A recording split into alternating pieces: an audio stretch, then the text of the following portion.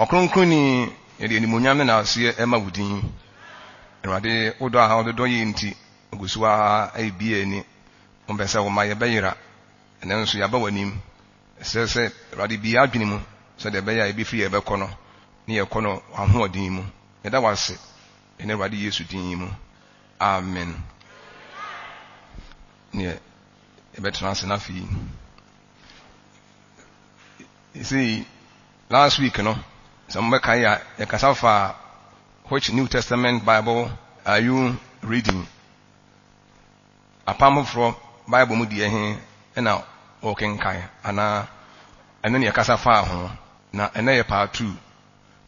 And then any the Bible by Mompayam Bible and Cosma, Mamma de Bible bar, sorry, Mobile, sorry, Crama Bible, Mode buy, very good.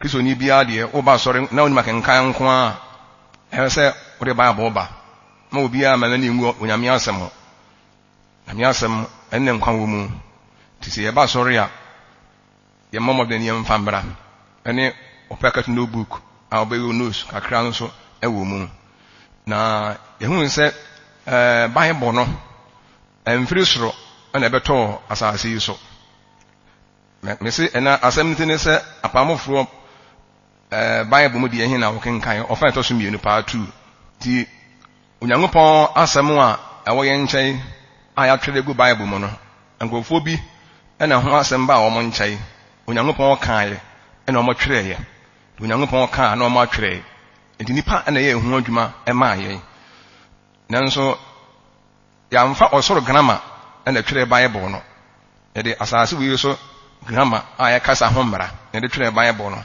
nti ede ania mfomso bi betimi aba atwere nu ama na yeyiye eni se bibi atwere nu mu mfomso bi ba mu a ene se nipa bu no haw bebre yese Bible no ankasa ne haw aye nan Bible ankasa ne haw pa no aye 4 eno yaka ho asem ya brief mo ho na chi ne be ko details pa aye pa na yese ne haw no didi kan no aye original error omo mtwere Bible no ma aye no omo twere no mfonso kakra bi ebae awatwere no mu ni nyina ho asem ewo ho ena eno da nchen so a omo atwere awie nkofo bi nso copy hwe de omo twere no ho akopi se de ben a obi a betumanya bia kenkan ana nkofo betumanya bia kenkan omo nso copy no mis copying ana copiers error bi bae ya trade bia book blackboard so na wo so akopia at times obetimi ayem so eno so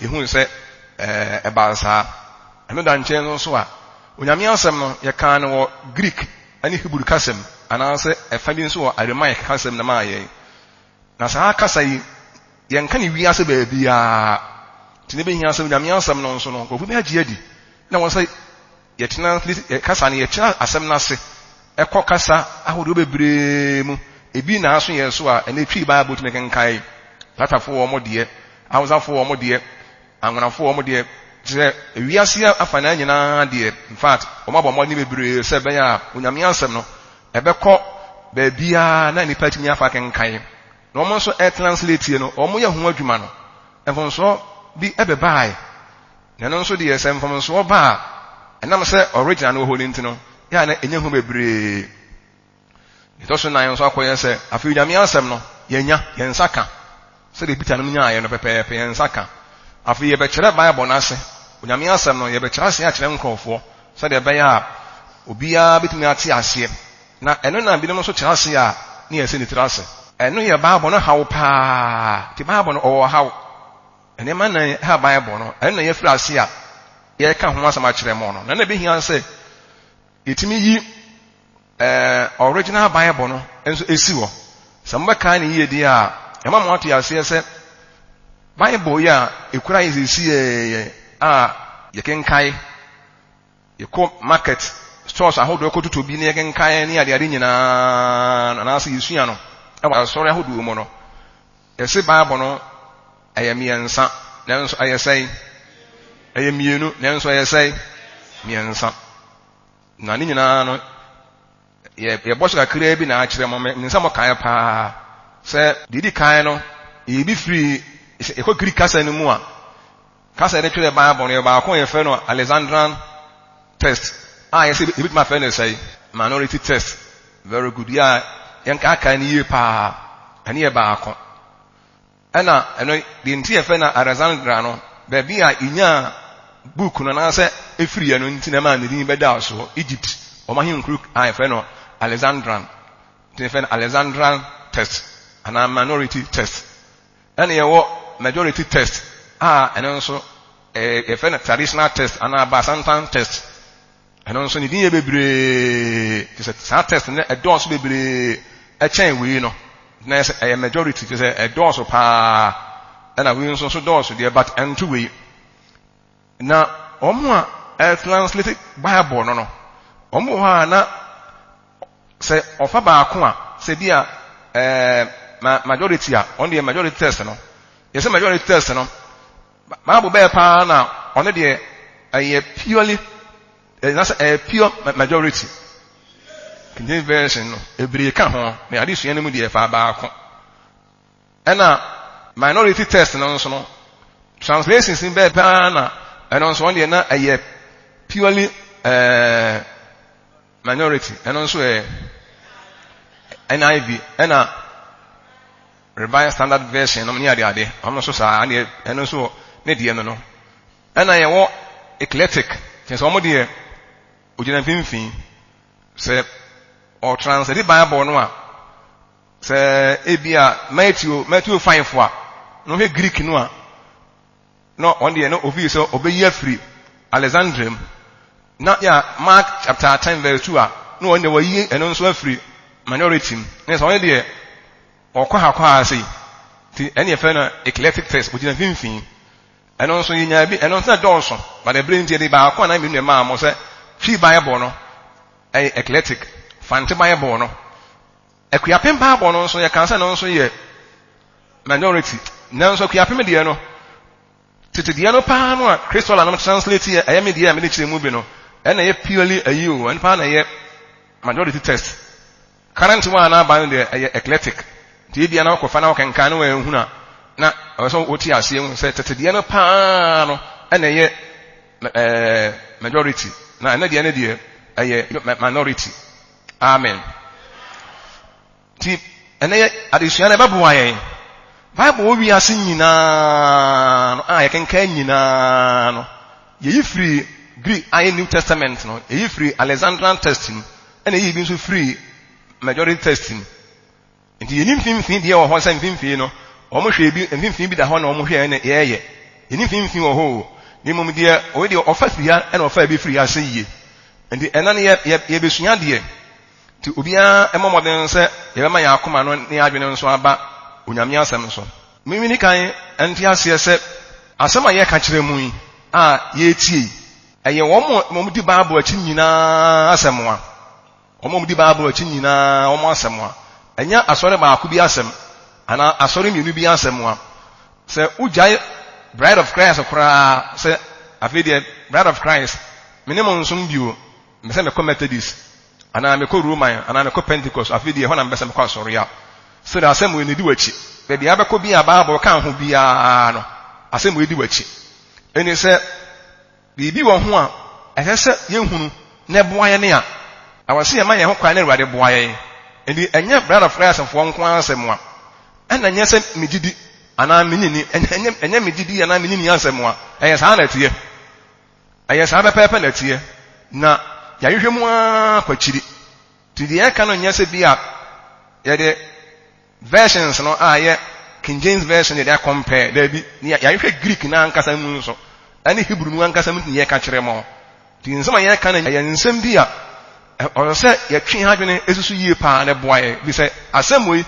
ebedi wachi ba bia be ko bia gi se uja Bible chi die na nya adwene se fi na ko me Bible ko na fi de meja chi die ene Bible no ha o mfa ho se Bible o ha wo oni ha wo o mfa ho because what ja na chi die na so far as abekọ so edi na chi nko anu de ne ha aye wo ha na ne dadwene nso aye wo dadwene amen sa test mienu ya ene ye bekenka Bible no bebre pa ntina mbuza ama se mfa mo Bible no mra two test aye minority any majority test no se ofa minority test no aye Alexandrian test no ebu o ha na verse bi wo ha na eyi ni nyina free mu ebi won so a na eye part verse no so ebia John chapter 3 verse 16 na John chapter 3 verse 16 na enim ebi won so de a na part bi na wo moyi afiri mu ena ebi won so de a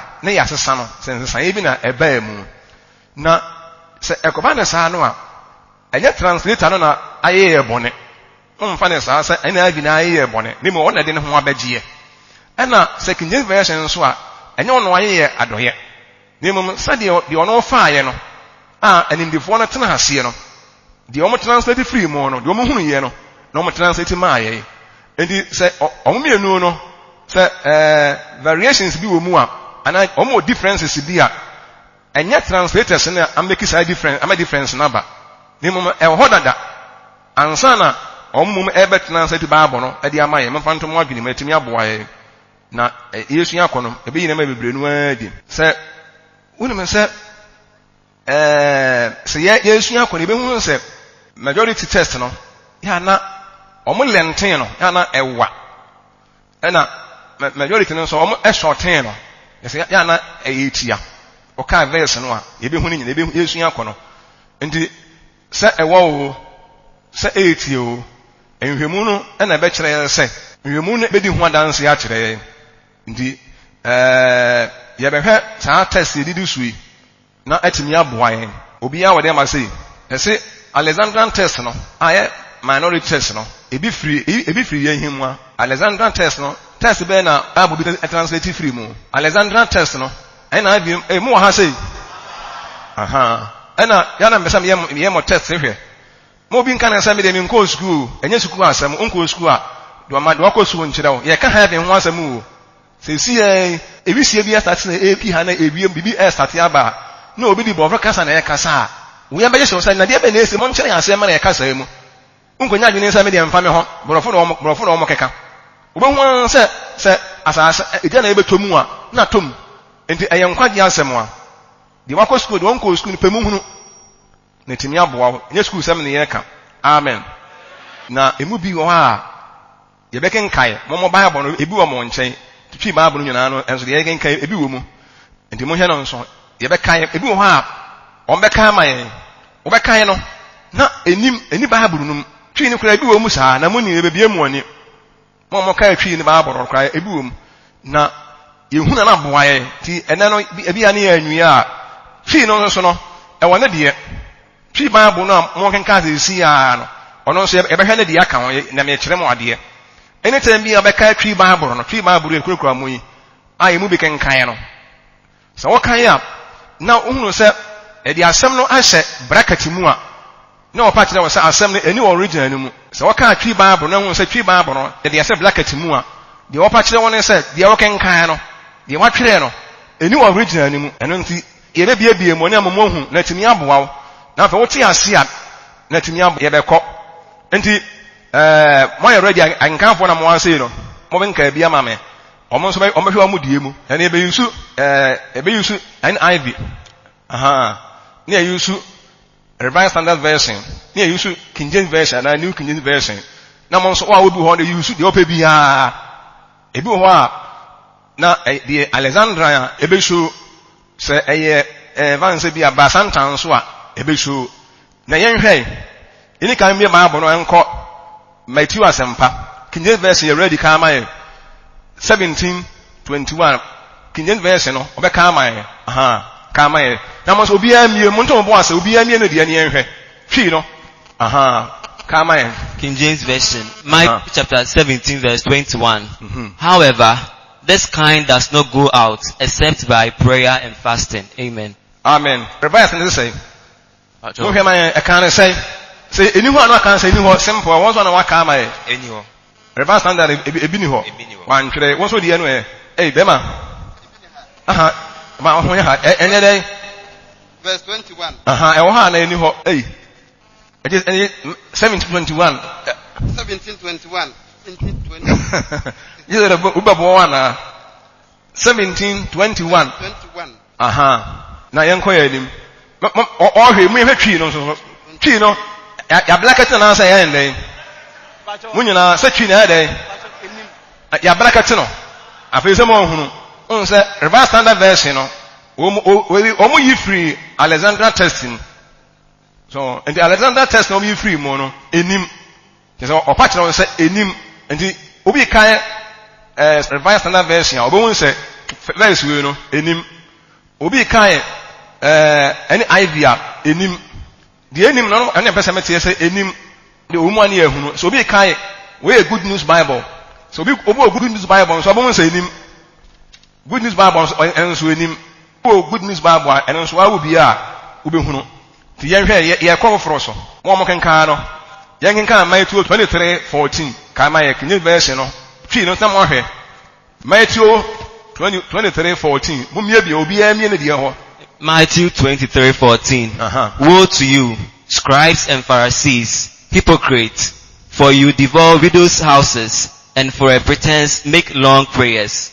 Therefore you will receive greater condemnation. Amen. Amen. And also mo kan mo de no 14 no mo hunu na se mo hunu ya brakate di ho yen kan no ne say e kire mo say reverse and e wo mu ana but benin enim na enim vacant ne say enim no do say reverse standard no o mo yi free Alexandrian testing straight nti eno no eni sa Alexandrian test bia mu na twi no so no okwa ase but odi asem but o mo hunu say ya brakate any original anymore but majority testing majority dey any ewum any ken kan majority test dey komo ewum any ewum and na King James version dey aba no but minority no enim ti yesua dey ebi won so a yen hwe Matthew 18:11 mumie ho Matthew 18:11 obet ma bracket ebi won so am bracket enya hwe Matthew yes King James version one aba ken kan ntama Matthew 18:11 For the Son of Man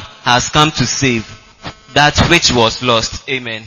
Enti our reverse na say nim. Reverse the binim. Ebinim unso ebinim. Mutwi no so yan say.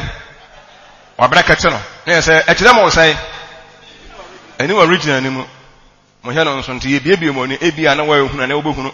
Ti ye nkosie no. Ye de nka bebre pa be ka ebeboa ye. Hwe Mark 7:16. Mark 7:16 ka ma ye. Mark 7:16 If anyone has ears to hear, let him hear. Amen. So obi waso obeti a mani nti eno mo ka atwi no mo de na ewumu ana ya den advice ewumu ana enim ena ibe no so ena mpacha enim ena twi no o yen den wa barakate no ti oseso obi waso beti a mani nti eno enim ti eni Alexander test nim eno yen koye ebe gen ka bebiri kakra ebi wo de ana ewumu no problem ebi wo ho a Mark 9:44 and 48 eno eni Alexandrian by tree no on the purely even say minority the one bracket manan hamo ti yen kan yen hwe Mark 9:48 Mark 9:44 and 48 Mark 9:44 and 48 44 where their worm does not die and the fire is not quenched 48 mu bi ho yes 48 and their worm does not die and the fire is not quenched and the revised standard version no 44 na ebi ni ho and 48 no or say where their worm does not die and the fire is not quenched and the 44 no ebi ni ho and also the no so but 44 no ebi ni ho 48 no or say where their worm does not die and the fire is not very good say 9:44 no ebi ni mo so mo de na say oho na je say okọ fan no so bi a sharp e je say okọ fan o ma ma school no na o mo hunu so bi wana no na o ma school ade yesu na o hunu de o ba school no na o be hu ne kasa no last week Sunday de o ba so o be hu de ye ka nyina nti ya na mo mo de say mo ntan ntum wate yen hwe Mark 11:26 Mark 11:26 New King James But if you do not forgive, neither will your Father in heaven forgive your trespasses. Amen. Amen. And also what can I say? Mark 11:26 and no more than a woman I say him revice ne binim Revise, ebinim. Ebinim. But NIV, By tree no so there, or hen no. On say the whole ayina no, ebinim no. The tree no kwa me same one there to be our say. Yankai Mark 15:28. 15:28. Mark 15:28, King James. 15:28. So the scripture was fulfilled, which says, and he was numbered with the transgressors. Amen. Amen. Revise ebinim. Ebinim. but NIV, ebinim. Ebinim. Tree no so oyen say, all say, na say, wabrakate. Nti kaya or say na atrea ese wakana aframu yofo no ebe mu. Na say ekere say muni ma bi efiri baaye. Yan koso ehwe Luke 17:36. Luke 17:36. And ye go school what? Ye go school. Luke 17:36, King James. 2 men will be in the field, the one will be taken and the other left. Amen. Reverse standard version. Revise ebinim. Ebinim. Ogusu hwe twi no. Any have ni ehama ye twi no. And also ewo mu ana enim. Mo bie ho. Why na dey? Wabrakate no. Say emarima ba nu ebetena afuum obafa baako na wagya baako. Any have ewo mu ana enim. Enim out. Ya na we dey akwa na ma ye. But enim. Enti John 5. John chapter 5. Yenhwe 3 especially be M4 mbaako 3 and 4 John 5 on come to John 5:3-4, King James. In this lay a great multitude of sick people, blind, lame, paralyzed, waiting for the moving of the water. For an angel went down at a certain time into the pool and stirred up the water.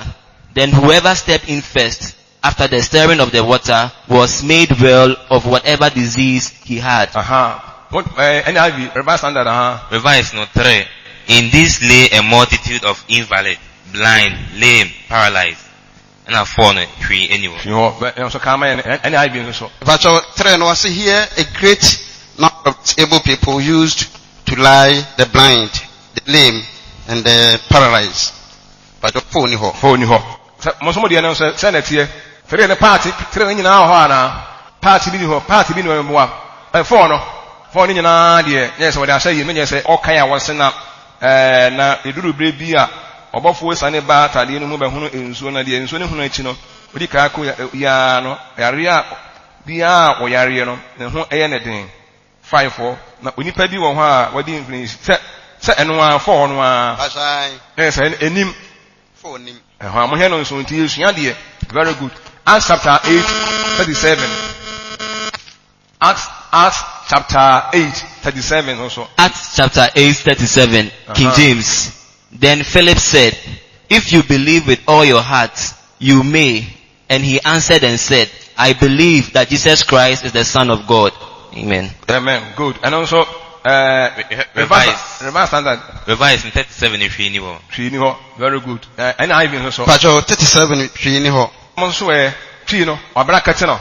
Yes, what wakuma Philip can say what wakuma nyina beje dey say Yesu ne Awurade a obeje onkwa no. Nso abrakate yes e kire say any original num very good. Yenhwe Acts is it maybe is Acts akra Acts 15:34. Acts 15:34. Acts 15:34. Na mo bi mo twi Bible no obi ehwe ya ba school asama ye ka no efo obi a ho eye nkwaje asem eye atemuda a ebeba ene ha bi asama ye ka no na Bible na wudi achi no ye bi woni am ohun na bi wo ho na timi aboa wo. Acts 15:34, King James. However, it seemed good to Silas to remain there. Amen. No you say any wom reverse another version no. Revise ni twi ni ho. And I've been been ho. And so twi ni ho. Mo so mo de no why na say obarakate no. E kire mo ade me nkenkan nyina mo hu. Yenkan Acts chapter 24:7. 24:7. Acts 24:7, New King James. But the commander Lysis came by and with great violence took him out of hands. Very good. Reverse standard version. Ebini ho. Ena Pacho NIV ebini ho. Na je say ana twi no so ya brakete no. Si ya brakete no. Mo hwe no so nti ya mo hwe mu yo na mo ya dansafo awasem ayeka no. Na ye say akire say okofan ya brakete na ya brakete. 6 7 no nemo 6 no. The down na ya brakete no. Very good, very good. Mo hwe ni ye, me nyina hwe ni ye. Acts chapter 24:7. Some one hwe ni ye die. Very good. Ni enko 28:29. Acts and the chapter reading no. Acts mundi. Me can say any chapter reading. Acts 28:29. Yes. Acts bakama. Acts 28. Na mo so free ne other versions na no mu bi. So bu good news nso anon so hwe. Mo say good news be hwe no. On the one fa makora no adwompo. Acts 28:29, New King James. And when he had said these words, the Jews departed and had a great dispute among themselves. Amen. Good. And also, reverse standard version. And NIV in Pacho Trino. Trino so abrakate no. Say you be na ka kire mo mo hu ni say wo mu die. Wo die wan fa ba ma hu die ka no. Ode ba bo no hwema no ahunu. Tu ko fi a na o ma na ye ohia am say next time wo ba bo wo de ba ye mfa Romans chapter 16:24. Romans 16:24. Romans 16:24, New King James. The grace of our Lord Jesus Christ be with you all. Amen. Good. Revised Standard Version, Revised Standard Version. So she ni ho. Any I been on so She on so she ni what hwemu de. Asai. Twi no so no bibi wo na bibi ani ho. Why then? Wa brakate no. Muhunu ya de. Yene ruade Yesu Kristo adom nka mu nyina ehye brakatim. Afi yen hwe 1 John 5:7-8 and a part bi mu a kakra wo ma enso yen hwe 1 John 5:7-8, New King James. Good. For there are three that bear witness in heaven, the Father, the Word, the Holy Spirit, and these three are one. 8. And there are three that bear witness on earth, the Spirit, the water, and the blood, and these three agree as one. Amen. Amen. What the fool by what you say? Revised Standard Version 7:1. Or say, and the Spirit is the witness, because the Spirit is the truth. 8. There are three witnesses, the Spirit, the water, and the blood, and these three agree. Amen. These three agree. Okay then. Revised Standard Version. Mo hwe also the premier hwe ni hwe di mu. Revised Standard Version no. Part bi enim. Part the yen kan part bi di mo hwe mo de no twi no. Twi ne di nyina ba nso a o ka ama ye. Eno ye se e di na twi ne o de nyina ba ya. Some twi ne de o se oyi ne de onam ensuo ani mogya so ba Yesu Kristo no. Na enye ensuo nko ne mum eye ensuo ani mogya mu na honhom na edi adanse efise honhom no adanse no kwede na enimu no part bi nim mo part ni wo enimu no man hwe mo de mo ka ko si sai Vacho verse 7 no or say for there are three that testify, Spirit, the water, and the blood. And the three are in agreement. We accept man testimony. Very good. On say obi on NIV you won say on NIV no koi but King version no sanke yen na ye kaya almost like in the version on a dozen.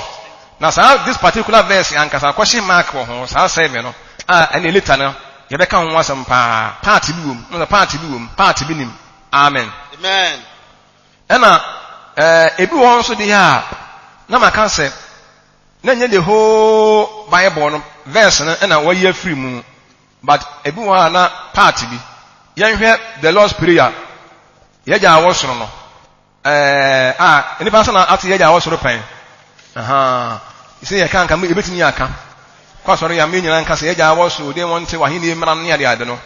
13 no. Any party among 13 my 6:13. Matthew 6:13, New King James. And do not lead us into temptation, but deliver us from the evil one. Amen. What do you need? New King James. New King James no.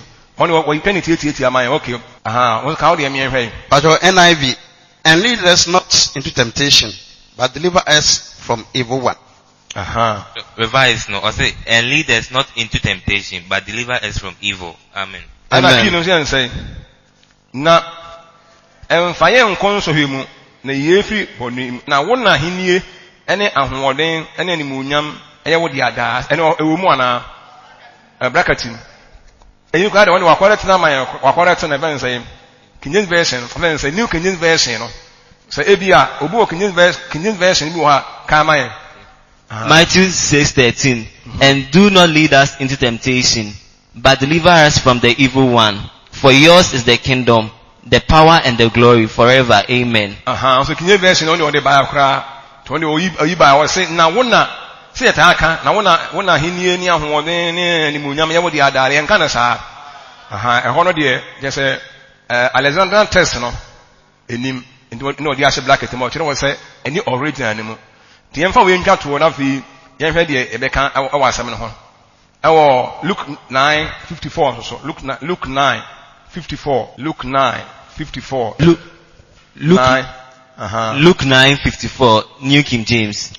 And when his disciples James and John saw this, they said, Lord, you do not want us to command fire to come down from heaven and consume them. Sorry, 55 on the 55. Just as Elijah did. 55. But he turned and rebuked them and said, you do not know what manner of spirit you are of. Good. Amen. 56. For the Son of Man did not come to destroy men's lives, but to save them. And they went to another village. Very good. And the most say, you know, 55 no come here. Revised Standard Version. Revised Standard. Okay, don't already come here. But Revised Standard Version 55. But he turned and rebuked them. Also, he turned and rebuked them. And so then and the tree say come here. Or say na odane ne ho eka wo anim nya saa. And say we na dia aka no so e bia edin ka ho bio. NIV so come here. But Jesus 55 no so. 55 and then he turned and rebuked them. And 56 no so 56 no. I say and they went on to another village. Say omo koy kura bi ase. And NIV no so yen hwe. Some so mo hwe mo twi no. I say NIV. But Jesus turned and rebuked them. 56. And they went to another village. Some who mo dia mo twi na ebi se mo ana sa black any black tibia mu. No odane ne ho eka wo anim de just e original anim just e wo Alexandrian testing nemum se munim ho nko a mo ye na dia no na onipa ba no amma se ni o se onipa ba no amma me se nipa kra no obeje won okay King James version no ka King James version me hwa de 50 on me hwa de on obo laja bi kra di wom 55 obo laja bi but he turned and rebuked them and said kai free ayi hono 54 hono 54 and when his disciples James and John saw this, they said, Lord, you do not want us to command fire to come down from heaven and consume them, just as Elijah did. Just what? As on say anymore. Can you version on say or a majority test no. I don't person be come Jeffrey so ba so say Elijah e kan no. On say any there e King James version no. But any other versions no. He say e majority test e wom. Say Elijah come e Jeffrey so ba ye no. To obi the King James version e preach ya. Obi won say ya twere say but wo de wo so wu hunu. Afi obi ya wade am say. And na e be dem wan so why. Mo ya de nyame nsa mom nsa ma wo mo. Very good. Very good, very good. And then no anga de so bebre nu awum ba me mo gidie se mon afi mo hu ade sunya na kakra ni so. Ti say ye ufa Bible na kan kan ya. Obo say o kan kan mu die he Alexander testa Alexander na me krom ana say minority. Majority ni die ni nyina na ye kan kan na ewum. Ba twi ni kwa ha se na twi no dodo no ano otaakọ minority. Ti de kan kan ye nyina no eni nyina mu no majority Bible majority test no aye Byzantine test no ni nyina de ewum. Na asema ye busa na se ye hunu ye ena ye anase ye hunu ena ye obi amfa nkwa nwunwini mu se ye hunu ye no se ye die mu hunu ye ye bie mu ani ma mu se mo ka Bible no a na say bia dia say black atimu na e kire wo say original na nim. Ka original no a original e mienu. Ba santan test ana say minority test. Minority and majority nyina e original.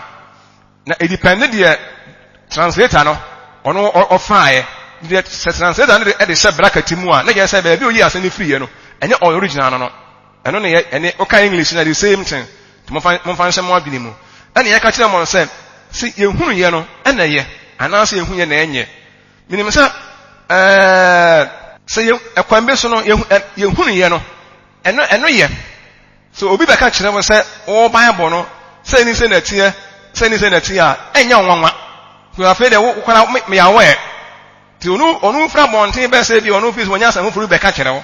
Na ebe kura no a wodi abɛsɛ wu gidie wodi abɛsɛ wa adwene kura wa Bible no ɔbɛka kyerɛ wɔn o minim dada nti yehunu ye mu nyina yehunu ye na ye anaase yehunu na nkaye aha yehunu ye nti ne sɛ wo bɛka kyerɛ wo ɔbɛka so wo yɛ dɛ enim dada nanso no sɛ si yehunu yo yehunu sɛ yehunu ne ya wɔ solution a ɛna ye yehunu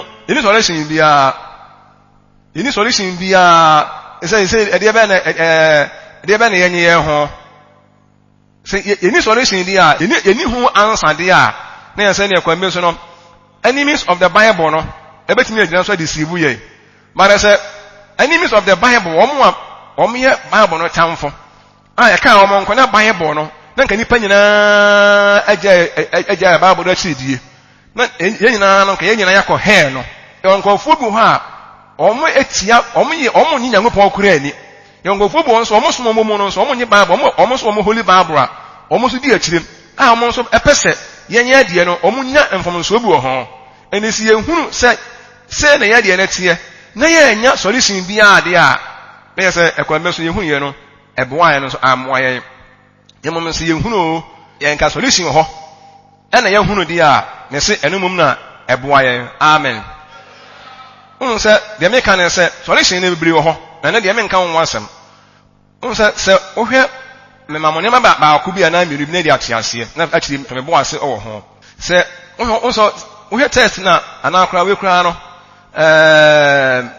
enka emra so ohwe Revelation 22:14 unse okan ho asem se unse Revelation 22:14 last week ye kan ye majority ne say omo mu bi na sade enso na ebenya kwan akokronum na minority ne say omo horo omo ntaade na be kronum so omo enu no omo nyina de omo je kroni di but we no horo otaade na abekoro we so di asem no so a odi asade enso na abekoro ti yemfa na say minority de na nka ye no kora say esa horo otaade na wakwa na say anka majority no e wrong asem kan Obekom majority side other verse no so no no so kasa asem kro no abia maye eno wo Alexandra testing esa nso wo Santan testing mu follow the make no de senka we so uru atade na abekọ heaven and King verse no wan kan sa envanso na ye wrong wa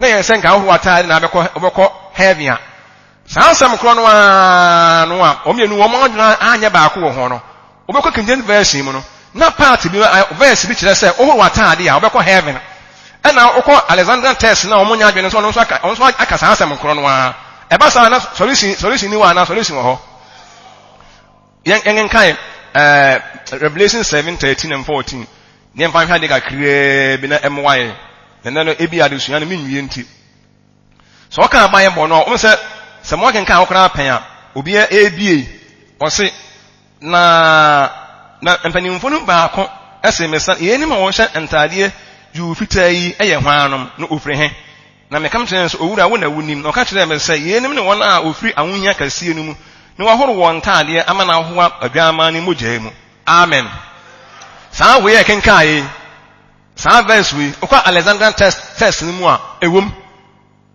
oba majority no nso a ewom eni sɛ ekoba na sɛ King James version na kan Revelation 22 verse 14 they say this odi asa no so an wakọ heaven no nanka eye se ohuru atade na wakọ heaven a King James version verse ni emfa sa asem na maye ne ana edi abasa no a problem da so ho ana se waka Bible no Galatians chapter 5:19 a was say wonan man dey be fe ene awarese ye ansa na anadwamaba according to majority test no what they awarese na be mu ena even say bi a minority no so dey oyi awarese ne firi ho ena ode gawamo ne di ebe hye mu but o come minority ban yabo no so a o kan Nyankopon asem no kra no ewo 1 Corinthians chapter 6 ya wo say awarese fo ntimi nko Nyankopon aheniem eni minority test na wa Galatians 5 no oyi awarese ye firi ho no okọ other verse ni so a Corinthians no a ode be hye mu wo say be hye mu eno e ba solution ni ho ana I'm going to say dear. What you say dear? Montia Samian to your boss you. Then you say, Haseno. Sir, the no woman says, Sawara say no about 35 within Umua. If you are majority no, a report 30. Minority no, a report 35 for. 30 no, at just and Sawa dear no. Christopher and Sawa dear. But the verse in the no, one agree, and answer one family. And he was solution in her. And then the young solution in question, himself, one hour there must say what he has here. Very good, very good. And Timmy said, I don't want a semno, a Dawson. You will never be brave. And I may be one, if I catch him what he has here, be brave. You will 10 fathers, no, I almost be kind, a buy, no. Almost books, almost church, no, almost go to, sir. The Akan Language to almost admire some solution be I know bet me am why am yehu Ignatius okotu Bible no Bible mu de no okotu ye okotu minority test ana minority pepe e bi adjust matter no ni ahwe Clement no ni ahwe nkofo bre a mo be baaye omo so a tetete pa no omo be Iranius no ani Polycarp no omo baaye no omo be asmafo no pa no omo twetwe books omo books bebre no ho ye be wo mo so de bi e betimi aboa ya me hu se na wo mo so na eyemu de yan na wo mo kura na wo mo yusuo na no betimi aboa yan etieti wo mo ana se Alexandrian test no ane Alexander test ene de hen ana Byzantine test ene de hen eno kwasem nie Alexandrian test no is older than majority test mo fan se mo adwini mu Alexandrian test no is older than minority test opedi anyini pa ade a ene minority no test no older than say gas will be older than will be at here but eno ho nkyerɛ sɛ the older no ene ye ena no ho nkyerɛ sɛ the one man say dia younger no ena wo ye na me say mo de sɛ mo adwene mo sɛ minority no older than majority no at times no ne dia ne wa ye kenka yi on say majority no mo say ya ne wa and a minority no so no on say oyi bi free mu but obeka say e bia both ni na no de ewo o oyi bi free mu o say e bia na minority no bi kan ho nyame asam say amfa bi nkan ho oyi bi aka ho ono so na asam ho ana Nyankopon asam say nyame asam so me nyi bi free mu ana won so yi bi free mu entinya enya de o shorten ne de no ana kire say o ye right enya de ono so elemten ne de man de no so e wa no and I don't know that send you here. But everything here about self, where ye, now when so, I get about Kushabakuyam. By ye 3 and I say, you are so lucky, say, praise the Lord. Dear, a wow, dear to Yanya, Yanini, no, dear, can't even find the answer compare. And the Nina no cray, crown, a good news, my pa, a good news, pa, my, now solution that's so. Amen. As one for more, I say.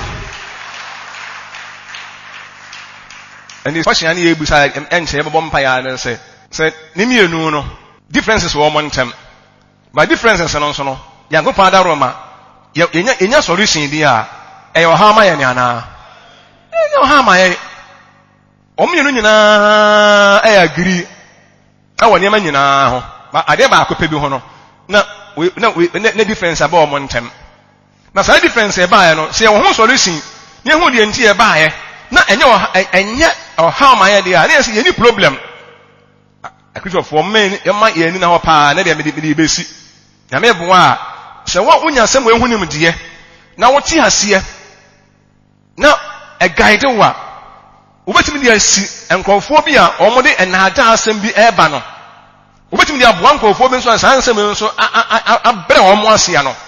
Obi baba ba beto so mo Bible no. Enya Nyankopɔn asem ebi se ene ne ho di asi.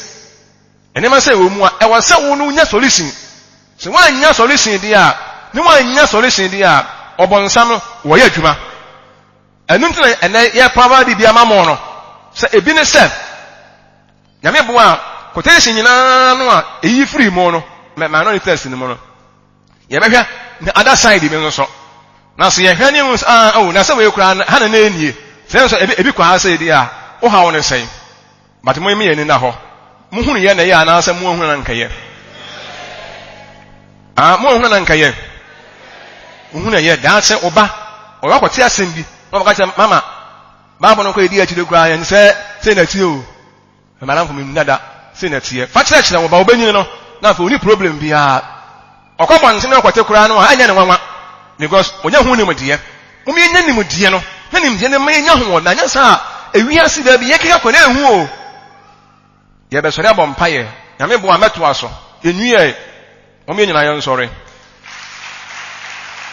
mo ma ye mfa nim die ni agoro kura oba sori nso ahwe yie hwa bi ni si asam no so pe ha bi akwa hwa bi ni si asam no so de ye kan nie sa Bible no ayedi akire no Nyankopɔn asam ya translate amaye no Greek asa no yatwere Bible no nyina free mo no abaya mienu na sa me wo ho na ne mienu nyina na ɛyɛ adwene kosi na different omo differences kakra bi wo ho na sa differences no na de asam wo aba but baako anyini che baako ɛyɛ older than baako na translators no dodo no adwene ɛkɔ baako so more especially modern translators na scholars no na nyina no yegoso ahwehwe mu ni nyina ye Nyankopɔn asɛm wa megine ye sɛ ɛba ye nkyɛn yeso Nyankopɔn sɛ onhu ye mmɔbɔ na yehuna na yeyi solution bi esa aka ho bi a wɔsa de ɛma ye entime ɛmmoe na yentime enyina ye na so yie asafo yehuwa ye de asnaka sie ɛma wo